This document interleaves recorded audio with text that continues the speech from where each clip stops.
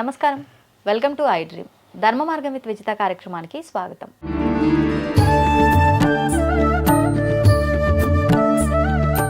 ప్రస్తుతం మనతో పాటు ఉన్నారు శ్రీ విద్యా ఉపాసకురాలు గీతా కుమార్ గారు. ఇప్పుడు వారితో మాట్లాడి మరిన్ని విషయాలు తెలుసుకుందాం. ముఖ్యంగా మన హిందూ సాంప్రదాయంలో కొన్ని విశేషమైన పండుగలు, పర్వదినాలు ఉన్నాయి. అసలు ఈ పండుగలు ఎందుకు జరుపుకుంటామో దాని వెనకాల కూడా ఒక ఆంతర్యం ఉంది. వాటి గురించి ఇప్పుడు అడిగి తెలుసుకుందాం. ముఖ్యంగా మనకి ఇప్పుడు రాబోతోంది సంక్రాంతి పండుగ. ఆ పండుగ గురించి విశేషంగా అడిగి తెలుసుకుందాం. నమస్తే మా.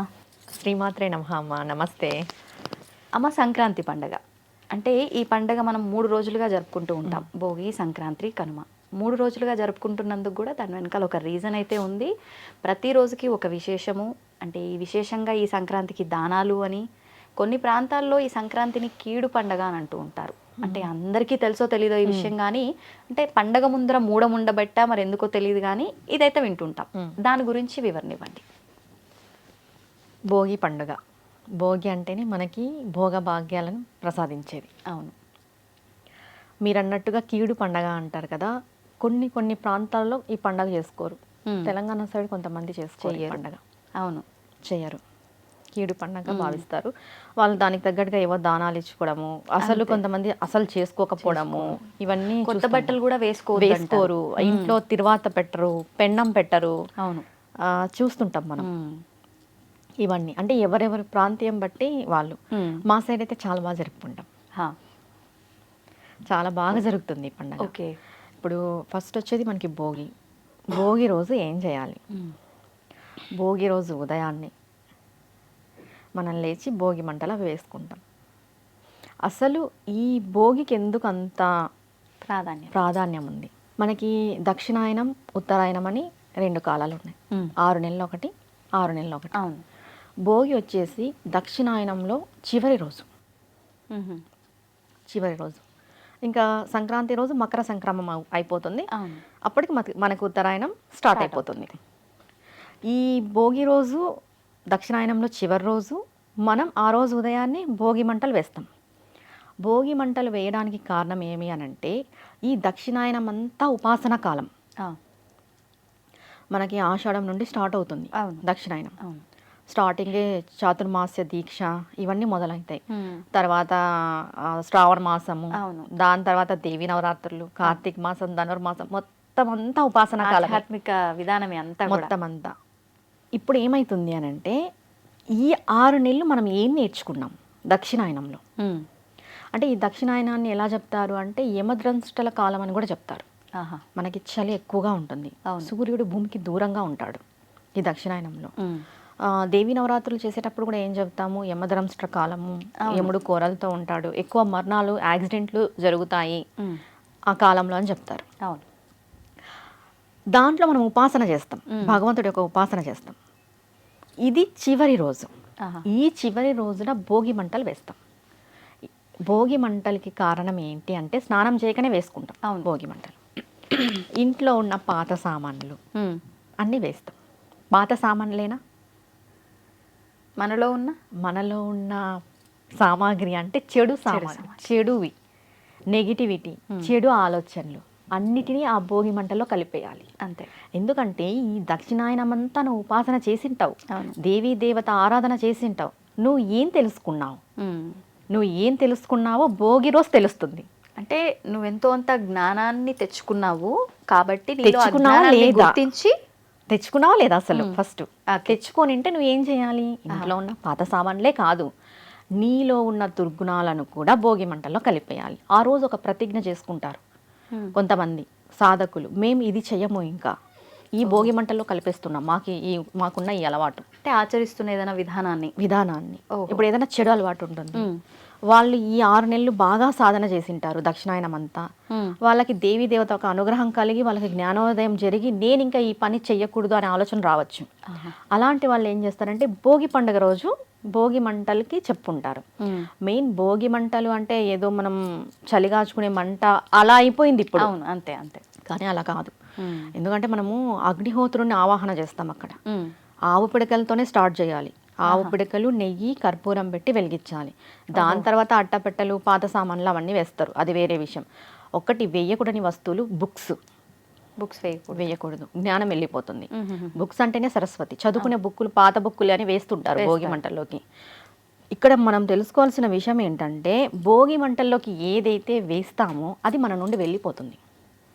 వామ్మో, అంటే మంచిగా ఆలోచించే ప్లాన్ చేసుకోవాలి అసలు అక్కడ ఏం వాడాలి అని. ఏం వాడాలి అని. ఇప్పుడు మనం భోగి మంటలు ఎందుకు వేస్తున్నాం? మనలో ఉన్న అజ్ఞానాన్ని తొలగించుకోవాలని వేస్తున్నాము. మన ఇంట్లో పాత సామాన్లన్నీ వెళ్ళిపోవాలని వేస్తున్నాము. నెగిటివ్ ఎనర్జీ వెళ్ళిపోవాలని వేస్తున్నాం. అలాంటప్పుడు నువ్వు చదువుకునే పుస్తకాలు వేస్తే అది కూడా వెళ్ళిపోతుంది. ఎందుకంటే అక్కడ మనం ప్రత్యేకించి అగ్నిహోత్రుని ఆవాహన చేసి మనం భోగి మంటలు వేస్తాం. మామూలుగా చెప్పాలంటే ధనుర్మాసం అంతా పిడికలు పెడతాం కదా, గొబ్బెమ్మలు. ఆ వాటిని పిడికలు చేసి ఆరబెడతాం. అవును, వాటితో భోగి మంటలు వేస్తారు. ఓహో, యాక్చువల్గా చెప్పాలంటే తమిళనాడు సైడ్ అంతా ఇలానే చేస్తారు. నెలంతా గొబ్బెమ్మలు పెడతారు. అది కూడా ముగ్గులు వేసి ధనుర్మాసం అంతా చాలా బాగా చేస్తారు. ఆ గొబ్బెమ్మల్ని ఎత్తిపెట్టి ఈ భోగి మంటలకు ఉపయోగిస్తారు. Okay okay. కర్పూరము, నెయ్యి, ఈ కిరోసిన్ అవన్నీ వాడకూడదు చెప్పాలంటే. ఇంకా కట్టెలు అవన్నీ వేసేసుకొని భోగి మంటలప్పుడు నువ్వు చుట్టూ తిరుగుతూ నువ్వు ఒక ప్రతిజ్ఞ చేసుకోవాలి. నువ్వు ఏం వదిలేస్తున్నావు, నువ్వు ఏం తెలుసుకున్నావు. ఓకే, ప్రతి ఒక్కరు చేయాల్సిన పని ఇది. అక్కడికి భోగి మంటల కార్యక్రమం అయిపోతుంది. కొంతమంది భోగి మంట పైన నీళ్లు వేడి చేసుకొని అవే స్నానం ఆచరించాలి అని చెప్తుంటారు. ఇది వాస్తవమా? లేదమ్మా, అలా ఏది చెయ్యకూడదు. భోగి మంటలు మనం నీళ్లు వేడి చేసుకునేకి, పొంగల్ వండుకోవడానికి, దానికి కాదు. అక్కడ మనం ఒకటి అగ్నిహోత్రం అంటేనే పవిత్రత. అవునా కదా? మనం ఏదైనా హోమం చేస్తున్నాము అంటేనే అక్కడ పవిత్రత ఉంటుంది. అగ్నిహోత్రుని ఆవాహన చేస్తున్నామంటేనే అక్కడ పవిత్రత ఉంటుంది. ఆ పవిత్రతతో నువ్వు ఎటువంటివి చేయకూడదు. నువ్వు చేయాల్సింది ఏంటి? ఆ భోగి మంటల్లో నువ్వు ఏవి వదిలేయాలో అవి వదిలేయాలి. అంతే. మనం ఏం చేస్తున్నాం? ఇంట్లో ఉన్న పాత సామాన్లు మాత్రం తీసుకెళ్లి భోగి మంటల్లో వేస్తున్నాము. మనలో ఉన్న పాత సామాగ్రి, పాత ఆలోచనలు, దుర ఆలోచనలు అన్నింటినీ అలానే పెట్టుకొని ముందుకెళ్తున్నాం. అంతే. భోగి మంట ఒక ప్రత్యేకత వచ్చేసి ఏంటంటే ఫస్ట్ మనం మారాలి. మనలో ఉన్న దుర్గుణాలని మంట కలిపేయాలి. మనం ఆ రోజు ఒకటి ప్రతిజ్ఞ చేసుకోవాలి. మనకి ఏదైనా చెడు అలవాటు ఉంటే మేము దీన్ని వదిలేస్తాము అని. ఇక్కడికి భోగి మంట అయిపోతుంది. తర్వాత స్నానం కూడా ఎలా చేయాలి అంటే సూర్యోదయానికి మునిపే చేయాలి. భోగి రోజు తలంటు స్నానం మనం అంటాం. ఒంటికి నువ్వుల నూనె పూసుకొని తలంటు స్నానం చేయాలి. తైలే లక్ష్మి, జలే గంగ. ఆ లక్ష్మి పరిహారార్థం. మనం స్నానం చేసేటప్పుడు ఒళ్ళంతా నువ్వుల నూనె పట్టించుకొని మనం వెళ్ళి గంగాదేవిని ఆవాహన చేసుకొని స్నానం ఆచరించేటప్పుడు అలక్ష్మి పరిహారార్థం అని ఖచ్చితంగా అనుకోవాలి. పెద్ద పెద్ద శ్లోకాలు రాకపోయినా కూడా మనం దేనికోసం చేస్తున్నాము అంటే మనలో ఉన్న దుర్గుణాలని ఆల్రెడీ భోగి మంటల్లో కలిపేసి మన ఒంటికి నువ్వుల నూనె పట్టించి ఆ నువ్వుల నూనెతో మనం లక్ష్మీదేవిని ఆవాహన చేస్తున్నాం. పాజిటివిటీ. జలంలోకి గంగను ఆవాహన చేస్తున్నాం. పవిత్రత. ఆ లక్ష్మి పరిహారార్థం మన ఒంట్లో ఉన్న ఆ లక్ష్మిని కూడా మనం తీసేసుకుంటున్నాం. తీసేసి మనం స్నానం అంతా ఆచరిస్తాం. ఆచరించిన తర్వాత ఇంట్లో తల్లిదండ్రులకి నమస్కారం చేసుకోవాలి. మొదటగా మాతృదేవోభవ. పరదేవతే అమ్మ. అమ్మనే పరదేవత. వాళ్ళిద్దరికి భేదం లేదు. అవును చెప్పాలంటే ఇంట్లో ఉన్న పెద్దలకి నమస్కారం చేసుకొని ఆ రోజు పూజా కార్యక్రమం అంతా చేసుకొని పిల్లలకి రేగు పండ్లు పోస్తారు. భోగి పళ్ళు 1 సంవత్సరం నుండి 12 సంవత్సరాల దాకా పోయొచ్చు. అసలు ఎందుకు మా ఈ విధానం ఎందుకు అంటే బాల అరిష్ట దోషాలు అని ఉంటాయన్నమాట. ఒక శిశువు కడుపులో పడినప్పుడు పూర్వజన్మ యొక్క ఫలము మరి పుట్టిన తర్వాత ఇప్పుడుది అన్నీ కలిసి ఉంటాయి దీంట్లో. కలిసి ఉన్నప్పుడు ఏ నక్షత్రంలో పుట్టినారు, ఏ జాతకస్తులు అంటే కొంతమంది పుట్టిన నక్షత్రం బట్టి కొంతమందికి గండాలు ఉంటాయి. తల్లికి గండం ఉండొచ్చు, తండ్రికి గండం ఉండొచ్చు, మేనమామకి గండం ఉండొచ్చు. పేగు వేసుకొని పుడితే ఇలా మనం వింటూ ఉంటాం. అలాంటి అరిష్టాలన్నీ పోవడానికి ఈ రేగుపళ్ళని వేస్తారు. ఓకే. ఇంకా బాల అరిష్ట దోషాలు అంటారు. 12 ఏండ్ల వరకు పిల్లలకు ఉంటాయి. ఇప్పుడు పిల్లలు ఎక్కువగా ఏడవడము, మొండి చేయడము, ఆరోగ్యం బాగలేకపోవడము, ఇది దిష్టి తీసే ప్రాసెస్ అంటాం దీన్ని చెప్పాలంటే. ఇంకా ఇలా చేయడం వల్ల వాళ్ళకున్న అరిష్టాలు పోతాయి. ఎందుకు ఇది చేయాలి 12 ఏండ్ల వరకు అనంటే ఏ శిశువుకైనా కూడా 12 ఏండ్ల వరకు జాతకం వర్తించదు. 12 సంవత్సరాల వరకు చిన్నప్పుడే జాతకం వేసి చూస్తుంటారు కదా. అవును, పుట్టడం లేదు, తోటే. అంటే ఊరికే మనం తెలుసుకోవడానికి ఓకే, అంతే గాని 12 ఏళ్ల వరకు జాతక చక్రం వాళ్ళకి వర్తించదు. వాళ్ళకి ఏదైనా దోషాలు ఉన్నా అది తల్లి తండ్రి భరించాల్సిందే ఓ 12 సంవత్సరాల అంటే వరకు. వీళ్ళ జాతకంలో ఇబ్బందులు ఉంటాయి కానీ ఇది వీళ్ళకి అప్లై అవుతుంది 12 నుంచి వీళ్ళకు వ్యక్తిగతంగా. అప్లై అవుతుంది. Okay okay. వాళ్ళకి అప్లై కాదు, 12 సంవత్సరాల వరకు పిల్లలకు అప్లై అవ్వదు. ఎక్కువ శాతం తల్లిదండ్రులకు అప్లై అవుతుంది. ఆ అరిష్టాలు పోవడానికి మనం రేగుపళ్ళతో పిల్లలకి ఇది చేస్తాం, దిష్టి తీసే ఇప్పుడు కొంతమంది రేగిపళ్ళతో పాటు రాగి నాణాలు, చెరుకు వేస్తారు. ముక్కలు, నిజంగా అది ఉందా చెరుకు ముక్కలు శాస్త్రంలో? వేస్తారు, బంతి పూలు వేస్తారు, నాణాలు వేస్తారు, రేగి పళ్ళు వేస్తారు. ఇలా అన్ని వేసి కూర్చోబెట్టి వాళ్ళ తలపైన నుండి పోసి వాళ్ళకి హారతిచ్చి ఇది చేస్తామన్నమాట. ఇది అంతా అంటే మార్నింగ్ స్నానము అన్ని అయిపోయినాక ఈవినింగ్ ఆచరించేది. ఈవినింగ్ చేయొచ్చు, మార్నింగ్ చేయొచ్చు. స్నానం అయిపోయిన తర్వాత ఇప్పుడు 10 ఈ గంటలకి విధానం కూడా అయినాక మళ్ళీ చేసుకోవచ్చు. స్నానం ఆచరించాలి? లేదు, ఏం అవసరం లేదు, ఏం అవసరం. మనం పూజా కార్యక్రమం అంతా చేసి మన దానికి ఏం మంత్రం లేదు, మనం ప్రేమతో పోస్తాం. రేగి పళ్ళు పిల్లలు కదా, చిన్న పిల్లలు, ప్రేమతో ఎలా పోస్తాము, వీళ్ళు బాగుండాలి అదే అని మనం ప్రేమతో వేస్తాం. అంటే మంత్రం అయితే స్పెసిఫిక్ గా లేదు. మనం పరదేవతను తలుచుకొని, ఇంటి దేవులను తలుచుకొని, మా పిల్లలకి అరిష్టాలన్నీ పోవాలి, చెడు దృష్టి పోవాలి, ఏదైనా హెల్త్ ఇష్యూస్ ఉన్నా పోవాలి, మొండి సమస్యలు ఉంటాయి అవి పోవాలి అనుకొని ఇలా చేయడం వల్ల వాళ్ళకి ఆల్మోస్ట్ తగ్గుతాయి. అంటే మగ పిల్లలకు ఆడపిల్లలకి ఎవరికైనా పోయొచ్చు. ఓకే. వీళ్ళు వాళ్ళనేది 12 సంవత్సరాల వరకు పోయొచ్చు.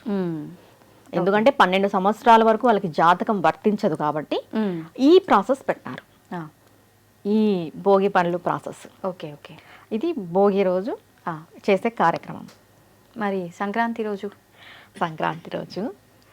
సంక్రాంతి అంటేనే పాడి పంట ఫుల్ హంగామా ఉంటుంది. అవును.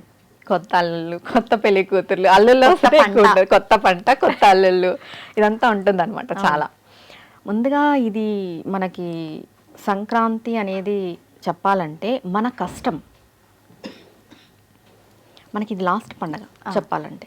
లాస్ట్ పండగ ఇయర్లో, సంవత్సరంలో లాస్ట్. మనకి ఇయర్ ఉగాది నుండి స్టార్ట్ అవుతుంది కదా, ఇది లాస్ట్ పండగ చెప్తాం. మనకి ఉగాది ఎలా స్టార్ట్ అవుతుంది అంటే చేదు తీసుకుంటాం మనం.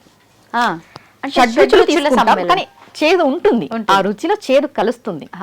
అంటే మొదటిగా చేదు అంటే కష్టం. నువ్వు ఇయర్ ఫస్ట్లో కష్టం, ఇయర్ అంతా పడిన కష్టానికి నువ్వు సంక్రాంతి రోజు ఏం తింటావు? చక్కెర పొంగల్ తింటావు, తీపి అరిసెలు, అన్ని పిండి వంటలు, అరిసెలు, పాడి పంట అంతా తీపి తింటాం. అవును. అంటే మన శాస్త్రం ఏం చెప్తుంది అంటే మనిషి కష్టపడాలి, చేదుతో మొదలైంది తీపి దాకా తీసుకెళ్తుంది మనం కష్టపడితే. అవును, అంతే కదా, ఇక్కడ రిజల్ట్ ఉంది. అవును. ముందే మనం తీపితో మొదలు పెడితే ఆఖరికి వచ్చేసరికి తలనొప్పులతోటే ఎండ్ అయిపోతుంది అక్కడికి ఆ ఇయర్. ముందు ఆ కష్టంతో వెళ్తే ఇంకా తీయగా ఉంటుంది. కష్టంతో వెళ్ళినప్పుడు నీకు స్వీట్నెస్ ఒక విలువ తెలుస్తుంది. అంతే. సంక్రాంతి పండుగ ఒక విలువ తెలుస్తుంది. అవును. సంక్రాంతి రోజు ఉదయం చేయాల్సిన ఫస్ట్గా మనకి మకర జ్యోతి దర్శనం జరుగుతుంది. సంక్రాంతి రోజు సాయంత్రం జరుగుతుంది. ఉదయం చేయాల్సింది ఏంటంటే లేచిన తర్వాత దైవారాధన. శివలింగం ఉన్న వాళ్ళ ఇంట్లో, అందరింట్లో ఇప్పుడు శివలింగాలు ఉన్నాయి కాబట్టి శివుడికి అభిషేకం చేయాలి. నేతితో చేయాలి అభిషేకం ఆ రోజు మాత్రం, సంక్రాంతి రోజు. చేయటం వల్ల అంటే చెప్తాను. ఫస్ట్ నేతితో ఎలా చేయాలి, గడ్డగట్టిన నెయ్యి ఉంటుంది కదా, అవును, అది తీసుకెళ్ళి శివలింగం పైన పెట్టాలి. మళ్ళీ కొంచెం కాచి నెయ్యి చల్లార్చిన తర్వాత ఆ నెయ్యితో అభిషేకం చేయాలి. నెయ్యితో ఎందుకు అభిషేకం చేయాలంటే పాల నుండి నెయ్యి వచ్చింది, అవును, పాల నుండి పెరుగు వచ్చింది, పాల నుండి వెన్న వస్తుంది. ఒక్క పాల నుండే ఇన్ని వచ్చినప్పుడు నీ నుండి ఎన్ని రావాలి? ఇప్పుడు ఇక్కడ మెయిన్ ప్రోడక్ట్ పాలు. అవును. నెయ్యిలో పాలు కనిపిస్తాయా? కనిపించవు. భగవంతుడు కూడా అంతే. కానీ తయారైంది అయితే పాల నుండి నెయ్యి తయారైంది. అవును. అంటే భగవంతుడు అన్నిట్లోనూ ఉన్నాడు, మనం చూడట్లేదు అనే విషయాన్ని అక్కడ తెలుస్తుంది మనకి. ఎందుకు ఆ రోజు నెయ్యితోనే చేయాలి అన్నది. ఇప్పుడు అందరూ పాలతో చేయాలి అంటారు, పాలు కనిపిస్తాయి, నెయ్యి ఎక్కడి నుండి వచ్చింది, పాల నుండే వచ్చింది అనేది తెలుస్తుంది, కానీ దాంట్లో పాలు కనిపించవు. భగవంతుడు కూడా అలా నిగూఢంగా ఉన్నాడు అనేది మనం తెలుసుకోవాలి. దాని తర్వాత 6 నుండి 8 లోపు పొంగళ్ళు చేస్తాం. పొయ్యి పెట్టేసి చెరుకులు పెట్టి పొంగళ్ళు చేస్తాం. కుదిరితే పొంగళ్ళు చేసుకునేటోళ్ళు, మనం బెల్లము చక్కెర అది వాడుతున్నాం కదా, కుదిరితే చెరుకు రసం వాడండి డైరెక్ట్గా. ఇంతకుముందు పొంగలి సంక్రాంతి పొంగల్ చేసేటప్పుడు చెరుకు రసమే వాడేవాళ్ళంట, తీపి కోసం. తీపి కోసం పూర్వం చెరుకు రసం తీసుకొచ్చి. మ్మ్. ఎందుకంటే అతి మధురం. కానీ అంటే ఇరిగిపోవడము అట్లా ఏం ఉండదా? ఉండదండి. ఓకే. ఇరిగిపోయినా కూడా చాలా టేస్టీగా ఉంటుంది అంటారు ఓకే. చెరుకు రసం వాడితే. చెరుకు రసం శ్రేష్టం, చెరుకు రసమే వాడాలి అంటారు. ఎందుకు అంటే అమ్మ చేతిలో కూడా చెరుకు విల్లు ఉంటుంది, పరదేవత చేతిలో చెరుకు విల్లు ఉంటుంది. చెరుకు అనేది ఏంటంటే మన మనస్సు, అంటే మన మనస్సు చెరుకులాగా ఉండాలి. అది విరిచినా స్వీటే, దాన్ని క్రష్ చేసినా స్వీటే, అది ఎలా తిన్నా స్వీటే. అంతే. మన మనస్సు కూడా అలానే ఉండాలి, అంత స్వచ్ఛంగా. అందుకు చెరుకు. ఓకే. చెప్తాం. కుదిరితే చెరుకు రసమే వేయండి, వాడుకుంటే సరిపోతుంది. కుదరలేదు తప్పదు ఇంకా బెల్లం చక్కెర. కానీ 6 నుండి 8 లోపల ఈ పొంగళ్ళు పొంగిచ్చాలి ఇంట్లో. సూర్యుడికి ఎదురుగా కొంతమంది చేస్తారు. ఇప్పుడు అన్ని అపార్ట్మెంట్ కల్చర్ కాబట్టి ఏం చేయలేం మనము. ఇంట్లో సూర్య భగవానుడి యొక్క కిరణాలు పడుతున్నాయి అని మనం భావన చేసి పొంగ పెట్టాలి. పొంగు కంపల్సరీ జరగాలి. పొంగకు నీకున్నట్టు కొంతమంది వేసేస్తారు వెంటనే. అవునవును, అలా చేయకూడదు, పొంగాలి. ఎందుకంటే మన జీవితం కూడా పొంగాలి, పండాలి అని చెప్పేసి దానికి అర్థం. పొంగిచ్చిన తర్వాత అంతా చేసేస్తాం, ప్రిపేర్ అయిపోతుంది పొంగలంతా. సూర్య భగవానుడికి నివేదన చేయాలి. ఒకటమ్మ, కనిపించే దైవం సూర్య భగవానుడు. అవును. పరబ్రహ్మతత్వం సూర్య భగవానుడు. సూర్య భగవానుడు ఇవ్వలేనిదంటూ ఏదీ లేదు. అంటే మనకి తెలీదు కానీ, అంటే అందరూ దేవతలు విగ్రహ రూపంలో ఉన్నారు, ఆయన మాత్రమే మనకు కనిపిస్తాడు. చెప్పాలంటే ఆయన మనం ఏది చేసినా స్వీకరిస్తాడు. మీరు అర్ఘ్యం ఇవ్వండి, తను చూస్తాడు, స్వీకరిస్తాడు. ఇప్పుడు నైవేద్యం పెట్టండి, తను తింటాడు. చెప్పాలంటే ఎందుకంటే అందరూ దేవతలు చూస్తారు, కానీ సూర్య భగవానుడు స్వయంగా స్వీకరిస్తాడు ఆయన కిరణాలతోటి. అవును.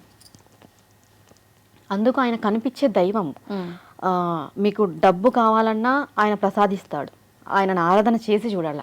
అంతే. ప్రతి ఒక్కరూ మనం సంవత్సరం అంతా చెయ్యము కాబట్టి ఈ రోజు ఖచ్చితంగా ఆయన ఆరాధన చేయాలి. అంటే సూర్య భగవానుడు ఒక్క ఆరోగ్యమే కాదు, ధనానికి కూడా.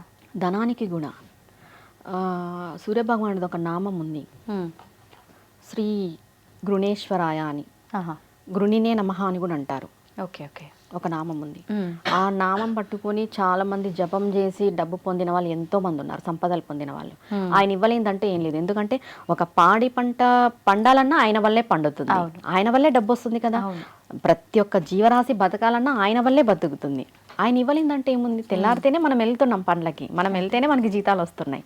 తెల్లారితేనే రైతులు పోతున్నారు, వాళ్ళు పండిస్తేనే మనం తిండి తింటున్నాం. ప్రతి ఒక్కటి ఆయన ఇచ్చిండేది. ఇప్పుడు వాటర్ కానీ వర్షాలు పడ్డం ఆయన వల్లనే, పంటలు పడ్డం ఆయన వల్లనే, బతుకుతున్నది ఆయన వల్లనే, మనం జీవనం నడుస్తున్నది ఆయన వల్లనే. ఏమి ఇవ్వడు ఆయన, అన్ని ఇస్తాడు ఆయన. ఇది ఇవ్వడు అనేదేం లేదు సూర్య భగవానుడు.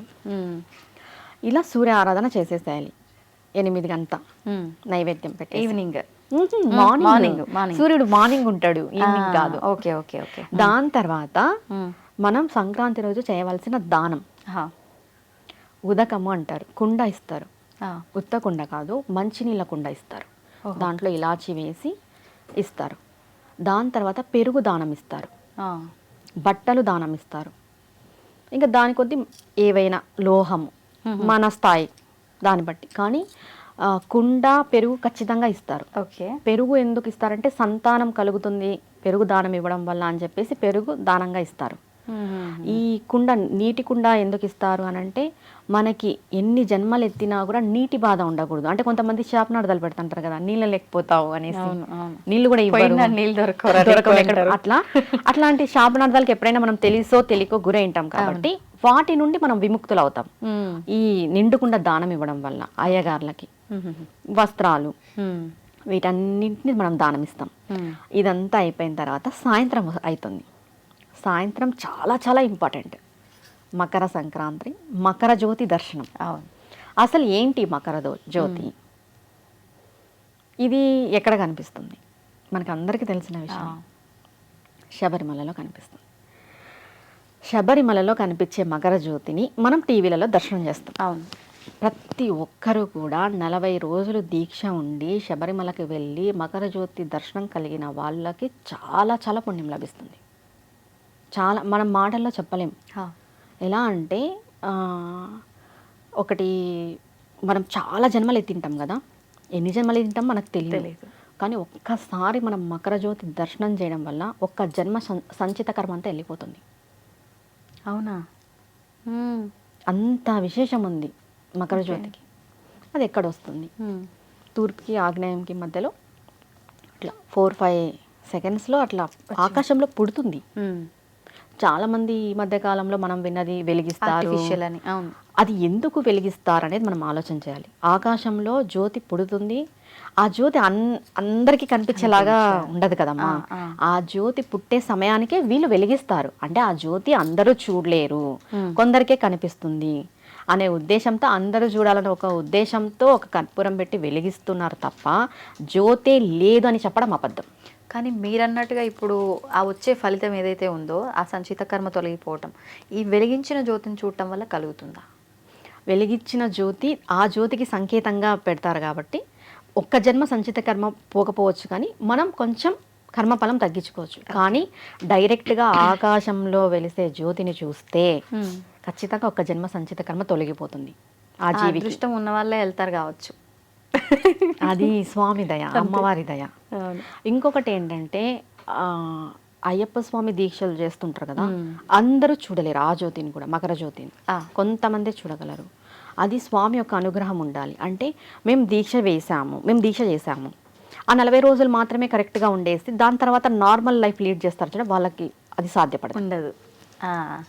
ఆ 40 రోజులు ఎలా ఉంటారో మరీ జీవితంలో అలానే ఉండేటోళ్ళు వాళ్ళకి ఖచ్చితంగా సాధ్యమవుతుంది. చాలా తక్కువ మంది, అందుకే పాయ అందరికి. అదే చెప్తా, అందరూ చూడలేరు మకర జ్యోతి పుట్టడం అనేది. తూర్పుకి ఆగ్నేయంకి మధ్యలో పుడుతుంది. 6 ఆ టైం 6 నుండి ఖచ్చితంగా సూర్యుడు ఇంకా అస్తమిస్తాడు అనే టైంలో అలా జ్యోతి ఇట్లా పుడుతుంది అనమాట. ఆకాశంలో పుట్టడం వాస్తవం, అది అందరూ చూడకపోవడమే మన దౌర్భాగ్యం. అవును, అంతే కదా. అంతే అంతే. ఇప్పుడు అందరికీ కనిపిస్తుందా అది అని అంటే అది వాళ్ళ చేసుకున్న ఇది దాన్ని బట్టి ఉంటారు. అందరూ చూడాలని అనుకుంటాం, నేనైనా చూడాలనుకుంటా, నువ్వైనా చూడాలనుకుంటాం, మనం కనిపించాలనుకుంటాం. కానీ మనం చేసుకున్న దాన్ని బట్టి, మన సాధన బట్టి, మన భక్తి బట్టి ఏదైనా మనకు కలుగుతుంది. అది ఉండాలి. మనం ఏదైనా పొందాలి అంటే ఒక జన్మ సంచితం పోగొట్టుకోవాలంటే అదంత ఆషామాషి విషయం కాదు అసలు. ఒక జీవితమే ఒక జన్మ తీసుకొని ఆ జీవితం అంతా కష్టపడితేనే తీర్చుకోవడం సంగతి పక్కన పెడితే ఇంకా కొత్త క్రియేట్ చేసుకుంటాం. అవును, అట్లాంటి తీరిపోతుందంటే అసలు ఎవరికొద్దు. అది అంత విశేషం ఉంది మకర జ్యోతికి. ఇది అంతా సంక్రాంతికి సంబంధించింది. కనుమ అంటేనే పశువులు. పూర్వకాలంలో ఏం చేసేటోళ్ళు అంటే పశువుల్ని కూడా ఇంట్లో వాళ్ళతో సమానంగా చూసేవాళ్ళు. మనం ఫోటోలు దిగుతున్నాం అంటే ఇప్పుడు కుక్కలతో వాళ్ళతో ఫోటోలు దిగుతున్నాం. అప్పుడు పాడి పంటలు ఇచ్చే పశువులతో ఫోటోలు దిగేవాళ్ళు పూర్వకాలం వాళ్ళు. ఆవులతో వాళ్ళ ఇంట్లో వ్యక్తుల్లాగే చూసేవాళ్ళు. ఎందుకంటే అవి లేనిదే వాళ్ళ జీవనం లేదు. వాస్తవం ఇది. అవును, వాళ్ళు అంత గౌరవంగా చూసుకునేవాళ్ళు. ఇప్పుడు అందరూ అలా లేరు. ఇప్పుడు అంత బిజినెస్ పరంగా అయిపోయింది. అవును, కానీ వాటికి మర్యాద ఇవ్వాలి, విలువ ఇవ్వాలి, ఇంట్లో వ్యక్తుల్లాగే మనం భావించాలి. గోమాత అంటేనే పరదేవత. గోమాతకు అంత విశేషం ఉంది. ఎందుకు గోమాతకు అంత విశేషం వచ్చింది అంటే, ఒకటి 3 దేవతలు గోమాతలో నివసించడం ఒకటి. లక్ష్మీదేవి 3 దేవతలకి స్థానం ఇచ్చాం, నాకెందుకు స్థానం ఇవ్వలేదు అని అన్నప్పుడు వెనకల తట్టు భాగం ఆమెకి ఇవ్వడం జరిగింది. 84 లక్షల జీవరాశులలో ఒక్క గోమాత యొక్క గోమయం కానీ ఆవు పంచకం కానీ అంత విశేషమైనది. అవి దుర్వాసన రావు. అవును, చాలా శ్రేష్టమైనవి అవి 2. మనం ప్రతి పూజల్లోనూ వాడతాం. ఇంకొకటి ఏంటంటే పరదేవత ఆలోచన చేసి గోమాతనిచ్చింది. ఎలా అంటే ఒక మాతృమూర్తిని తీసేసేటప్పుడు ఒక బిడ్డకి గోమాతనిచ్చింది. ఎందుకంటే ఒక మాతృమూర్తి కాలం చెందింది, ఏదో ఆరోగ్యరీత్యా లేదు అన్నప్పుడు గోమాత పాలు పడతారు 6 నెలలు పిల్లలకి. అవును, గోమాత అంటే అది చాలా చిన్న విషయం అనుకుంటున్నారు, కానీ చాలా పెద్ద విషయం. ఒక ఆవు మన లైఫ్లో ప్లేస్ చేసినంత పాత్ర ఎవరు ప్లేస్ చేయలేరు, ఫీల్ కూడా చేయలేరు. ఓకే, ఒక పాలు పరంగా కానీ, ఒక పాడి పంట పరంగా కానీ, ఒక ఆవులుంటేనే అప్పుడు ఆవులుంటేనే భూమిని అంతా దున్నేవాళ్ళు కూడా, అవునా కదా. అలా మన కోసం సంవత్సరం అంతా అవి కష్టపడతాయని కనుమ రోజు వాటిని గుర్తించి వాటికి పూజలు, అలంకరణలు బాగా బొట్లు పెట్టి వాటి కోసం వస్త్రాలు కొని వస్త్రాలంకరణ చేసి కొమ్ములకి అవి కుచ్చిళ్ళు కట్టి ఇలా చేస్తుంటారు పల్లెటూర్లలో. మళ్ళీ ఆవు పందాలనేసి వాటికి రేస్ పెట్టడము. ఇది ఏమైపోయిందంటే ఇప్పుడు కొంచెం కోడి పందాలు అంటే డబ్బు పరంగా అయిపోయింది, కానీ ఇంతకు ముందు అలా లేదు. ఇంతకు ముందు అలా లేదు. జల్లికట్టు అంటాం కదా ఆవుది, ఇప్పుడు కొంచెం కమర్షియల్ అయింది తప్ప ఇంతకు ముందు అలా లేదు. అలా ఆవులకి, పాడికి, పశువులకి పూజ కనుమ అంటే అంటే మన కోసం అవి కష్టపడ్డాయి కాబట్టి సంవత్సరం అంతా వాటిని గుర్తించి మనం పూజ చేసుకుంటున్నాం. అంటే మన సనాతన ధర్మం ఏంటంటే ఏదైతే మనకి సహకరిస్తుందో నేచర్లో ప్రతిదీ మనం వాటిని గుర్తించి వాటి కోసం అంటూ ఒక రోజు పెట్టుకొని కృతజ్ఞత భావంతో మనం పూజించుకుంటున్నాం. కానీ ఆవుని ప్రతిరోజు పూజించాలి చెప్పాలంటే. ఆవుకి చేసిన పూజ ఎంతో పుణ్యఫలం. మనం ఏ పూజలు చేయకపోయినా కూడా ఒక్క ఆవును పూజిస్తే మనకు అంత పుణ్యఫలం వస్తుంది. గోశాలలోనే లక్ష్మీదేవి ఉంటుంది చెప్పాలంటే. చాలామంది మంత్రోపదేశం తీసుకున్న వాళ్ళు కూడా గోశాలలో వెళ్ళి చేస్తారు. బాగా పాజిటివ్ ఎనర్జీ వస్తుంది అని. గోశాలకు అంత ప్రత్యేకత ఉంది. ఇంకొక విషయం చెప్పాలంటే పూర్వం ఇల్లులు కట్టుకునేటోళ్ళు. ఇల్లులు కట్టే ముందు వాళ్ళ స్థలంలో ఆవులను వదులుకునే వాళ్ళు అనమాట. అదే ఇప్పుడు గృహప్రవేశంలో ఇంట్లో ఆవును తిప్పుతున్నారు. గృహప్రవేశం రోజు మాత్రమే తిప్పుతున్నారు. కానీ ఇంతకుముందు ఏం చేసేవారంటే వాళ్ళ ప్లేస్లో ఆవులను వదులుకొనేసి ఒక 3 నెలల్లో 6 నెలల్లో ముందే ప్లేస్లో, అంటే ఆవు తిరిగిన ప్లేస్, ఆవు తొక్కిన ప్లేస్ చాలా మంచిది, గోమయము గోమూత్రం పడ్డ ప్లేస్కి చాలా విశేషమైన ఫలితం ఉంటుంది, క్రిమి కీటకాలు రావు, పాజిటివ్ ఎనర్జీ ఉంటుంది అనే ఒక్క ఉద్దేశంతో ముందుగానే ప్లేసుల్లో పెట్టుకొని కట్టుకునే వాళ్ళు. ఇప్పుడు అంత అవైలబిలిటీ లేదు కాబట్టి గృహప్రవేశం రోజు తెచ్చుకొని అలా తిప్పుకుంటున్నాం అనమాట. ఇంట్లో ఏం చేస్తాం, మారిపోయింది కాలం అంతా. ఇంకా కాలం ఎటు వెళ్తే పద్ధతులను పక్కన పడేయకుండా సరే ఏదో రకంగా. మనం ఒకటి కూడా చూసాం అనుకుంటాను రీల్, మొన్న ఏదో బొమ్మ ఆవుని పెట్టారు. ఇది ఇంకా విచిత్రంగా ఉంది.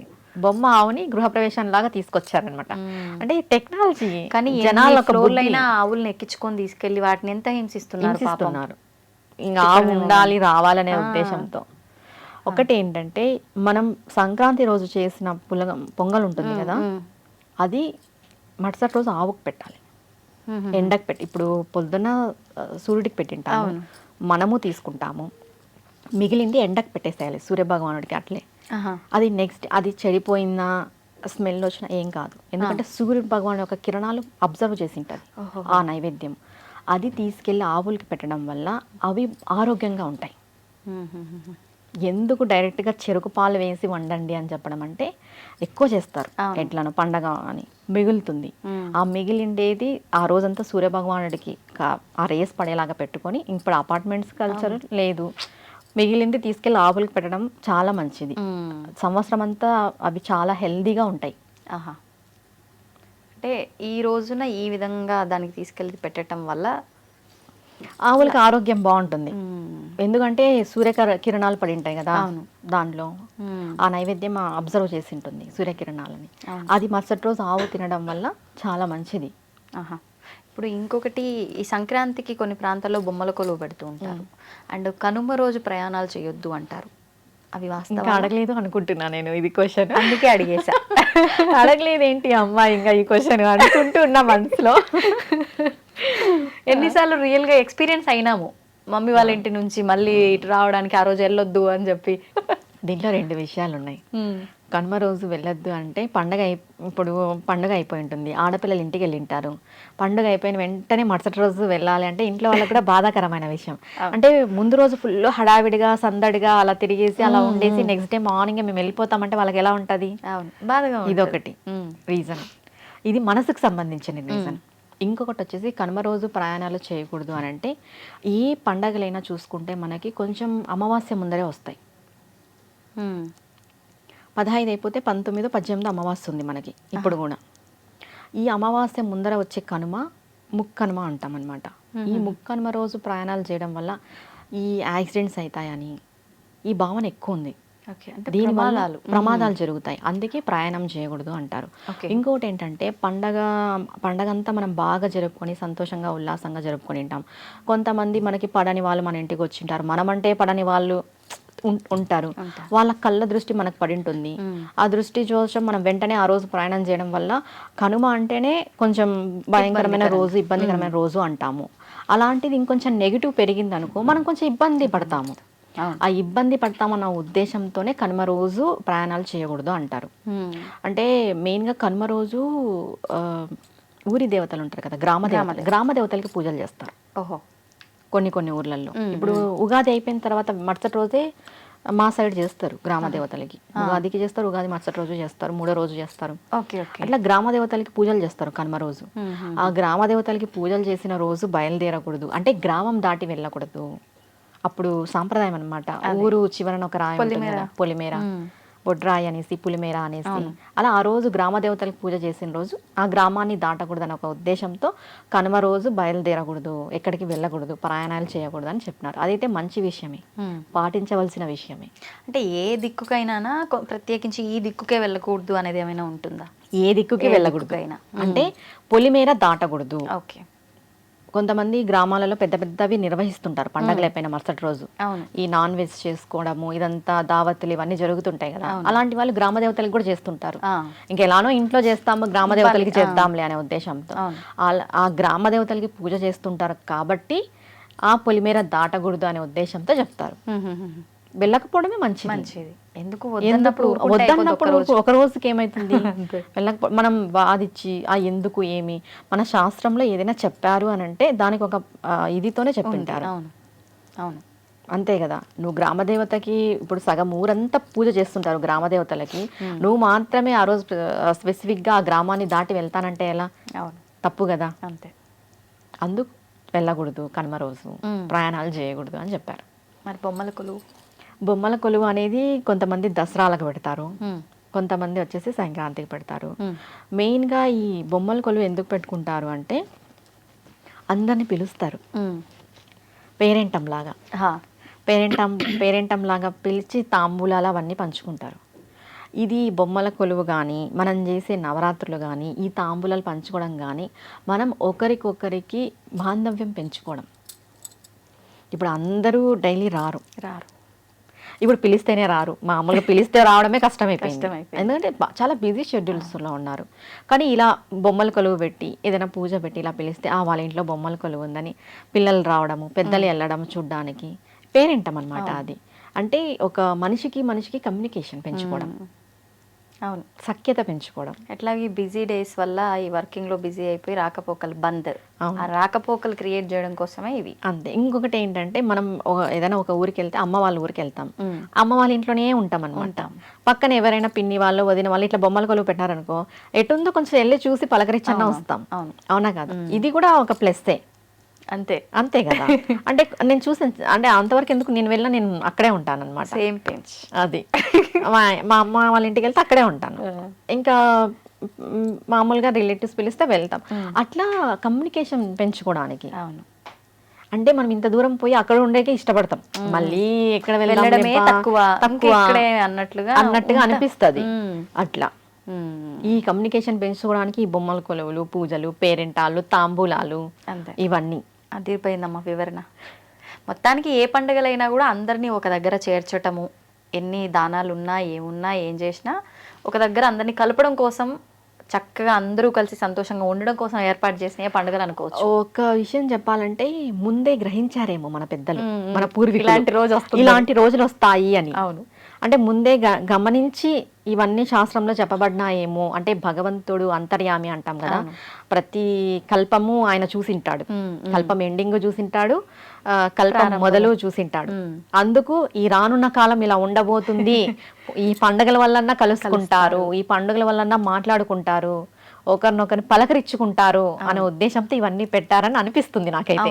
నిజం ఆలోచిస్తే ఇది వాస్తవమే. అవునా కదా. ఏదైనా ఫంక్షన్స్ ఉన్నా అంటే ఇంట్లో ఎవరు, మా ఆయన వస్తారు, లేకపోతే మా ఆవిడ వస్తుంది, ఇంకా ఇద్దరికి కుదర మా పిల్లలు, లేదంటే అసలు ఎవరు బోరు, అందరూ ఒక దగ్గర కలుస్తారంటే అది పండగలకే. ఇంకొకటి ఇప్పుడు ఫంక్షన్స్ కూడా టైమింగ్ అనమాట. ఏదో ఇంకా ఏదైనా పెళ్ళైనా బాగా ఇంట్లో వాళ్ళదైతే బాగా పార్టిసిపేట్ చేస్తాం, కొంచెం ఫ్రెండ్స్ అకేషన్ అంటే ఏదో టైంకి అలా వెళ్ళడం రావడం. అవును. బిజీ షెడ్యూల్ ఎవరిది వాళ్ళకి ఎక్కువ అయిపోయింది ఇక్కడ. వాళ్ళ ఆలోచనలు, వాళ్ళ పనులు, వాళ్ళ ఇల్లు ఇదే, ఇలాంటి కాలం వస్తుంది అనే ఉద్దేశంతోనే మనకి ఇంత పెద్ద పెద్ద పండుగలు ఉన్నాయి. ఇవాళ రేపు పనున్నా లేకున్నా బిజీగా ఉన్నట్టు ఉండకపోతే పనికిరాని వాళ్ళు అంటున్నారు మరి. ఇది కూడా వాస్తవమే, పని లేకపోయినా కూడా పని ఉన్నట్టు నటిస్తున్నారు కొంతమంది. అంటే అందరినీ ఉద్దేశించి కాదు, లేదు మీరు చెప్పింది వాస్తవమ్మా. ఇప్పుడు ఈజీగా ఏదైనా దొరుకుతుంది అని అంటే చులకన అనమాట. నిజంగా అందుకే కష్టపడి తీసుకోవాలి అంటారు. మనం బాగా టైం అవైలబిలిటీ ఇచ్చామనుకో, ఏముందిలే ఎక్కడ పోతుందిలే అది. అంటే మన విలువ కూడా తెలియాలి కదా. అంటే విలువ తెలియాలి, మన ప్రెజెన్స్ కూడా అక్కడ ఉండాలి. మన విలువ తెలియాలని చెప్పేసి మన ప్రెజెన్స్ లేకున్నట్టు పోకూడదు. అప్పుడు మనము మిస్ అవుతాం, అన్ని కట్ అయిపోతాయి బంధాలన్నీ. అవునా కదా? అవునవును. మన విలువ తెలియాలి, మన ప్రెజెన్స్ ఉండాలి. అలా మనం క్రియేట్ చేసుకోవాలి వాతావరణాన్ని. ఇప్పుడున్న దాంట్లో అయితే అంతే. అందరూ సంక్రాంతి బాగా చేసుకోండి. సంక్రాంతి శుభాకాంక్షలు అమ్మా. మీకు కూడా అమ్మా అడ్వాన్స్ గా సంక్రాంతి శుభాకాంక్షలు. భోగ భాగ్యాలతో, సుఖ సంతోషాలతో, ఆరోగ్యాలతో వర్ధిల్లు గాక. ధన్యవాదాలమ్మా. నా తరపున, మా ప్రేక్షకుల తరపున కూడా నమస్తే అమ్మా. నమస్తే. And for more videos, Please subscribe to iDream. Please subscribe to iDream. Please subscribe iDream. And please subscribe to iDream. For more videos, subscribe to iDream. please like, share and subscribe to the channel. Congratulations, iDream. Subscribe to iDream. Subscribe to iDream. So subscribe to iDream Media. iDream ki iDream team andarki huge congratulations. Please subscribe iDream Media. Please subscribe to iDream. Subscribe iDream. Please subscribe to iDream. iDream అంటే నా కళల channel subscribe చేసుకున్న నోరు తిరుగుతలేదు, మీరైతే గంట గుర్తు కొట్టండి. For more such videos, please subscribe to iDream. Subscribe to iDream. Please subscribe to iDream. Please subscribe iDream Media. Please do subscribe to iDream. Please subscribe to iDream Media. For best entertainment and information, please subscribe iDream. And don't forget to subscribe to iDream.